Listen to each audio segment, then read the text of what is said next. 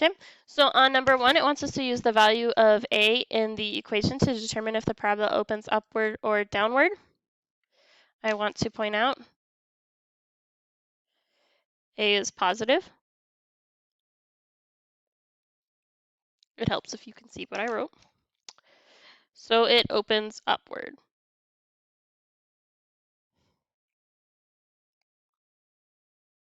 Okay. It wants us to combine our information from number 1 and number 12 to yesterday. So yesterday, we knew our vertex was there. That was negative 3, 3. And I know it opens upward. So it looks like this.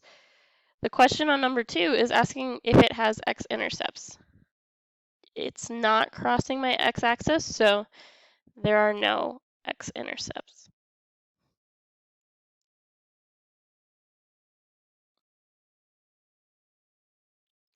Okay. I want to, number 3, actually graph this on my calculator and then sketch, not see, a picture of my graph. So y equals x squared plus 6x plus 12. Helps if I press the home button to actually see the graph. So I did a pretty good job sketching that. That is pretty much what my sketch looked like.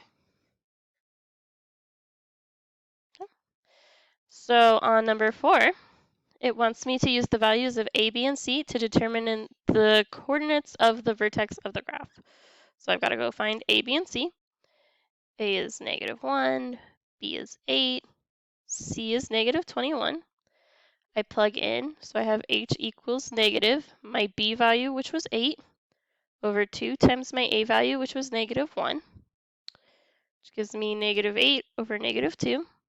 I divide, 2 negatives makes a positive. Then I want to go ahead and plug into my equation to get my y value. So I have y equals negative, and I'm plugging in 4 for x.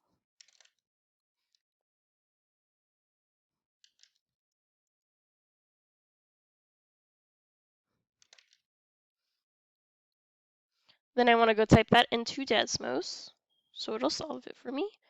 I have negative parentheses 4 squared plus 8 times 4 minus 21 gives me -5.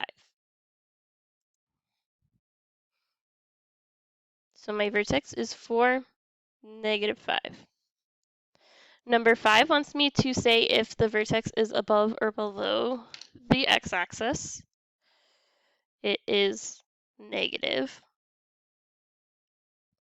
So it's below the x-axis. It's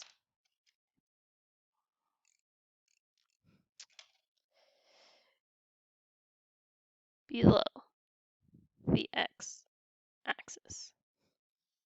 Okay. So then we need to decide using our value of a if it opens upward or downward. So our a is negative, it goes downward. Downward, I can spell.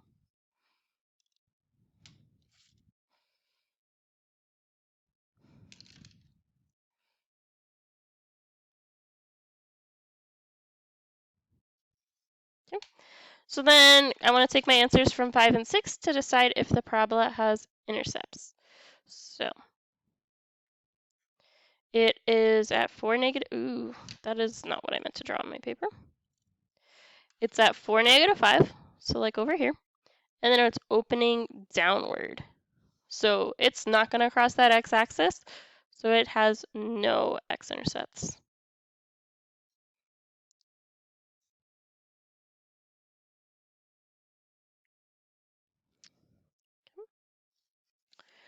Moving on, it wants me to go graph that. So let's go back to Desmos. Y equals negative, I gotta go see my equation again. Negative x squared plus 8x minus 21. Ooh, I did double negatives, that was not right. Okay, so looking at this, I'm going back to, nope, that wasn't the right one. Going back here, it wants me to sketch a picture of that graph. So pretty much like what I drew in number 7. It doesn't cross. Using my answer from number 10 on yesterday's assignment, determine the practical domain of the shot put. Okay, so number 10 on yesterday's assignment said 69.37. That was my x-intercept. So the practical domain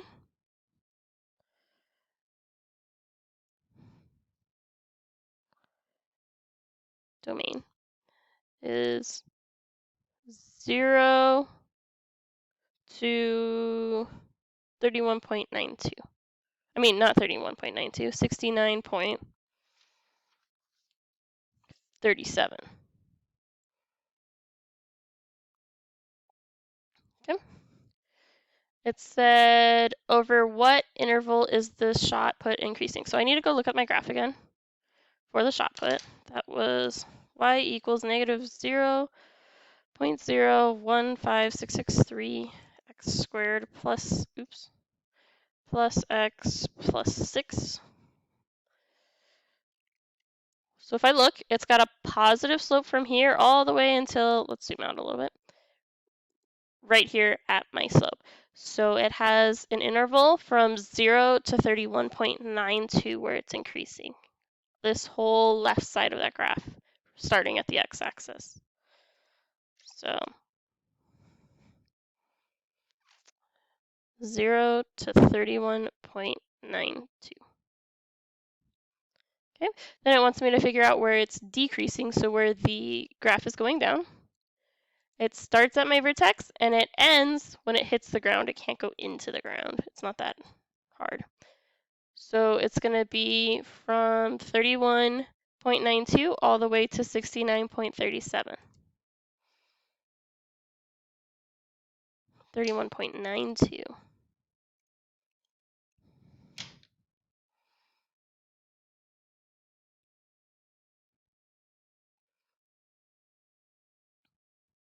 The practical range is the y values that make sense. So this is from 0 to my height of 22. Remember, if I go back to my vertex, it was at a height of 22. It rounds to 22. Next question. If it's not a specific function, it's not telling me that it's a shot put, it's just, it gives me the equation, the domain would be all real numbers, because it goes left and right forever. Over what interval does it increase? It increases from, this is my negative infinity, to the 31.92 where it stops. Okay.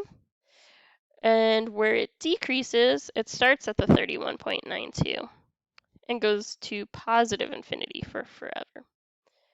My range would be y is less than or equal to the 22, because it can keep going down.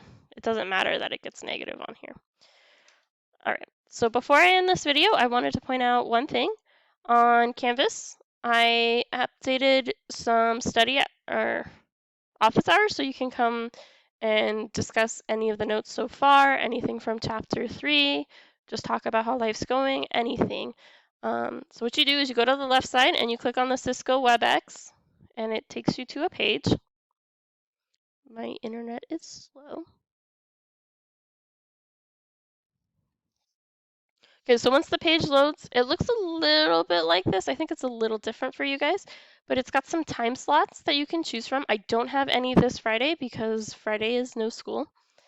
I know when we're not going to school every day, it's kind of weird to say that, but so Friday is a day off because Sunday is Easter, but the rest of the week I have times available. You can click and you schedule it, and I think you have to hit save. Right now I have 2 people currently scheduled for tutoring time, so I know 2 of these I think on Tuesday, one each on Tuesday and Thursday are scheduled. But you just select a time, it sends me an email, and then I know that day to hop online and schedule or meet with you for some tutoring. So just want to let you guys know about that. Thanks.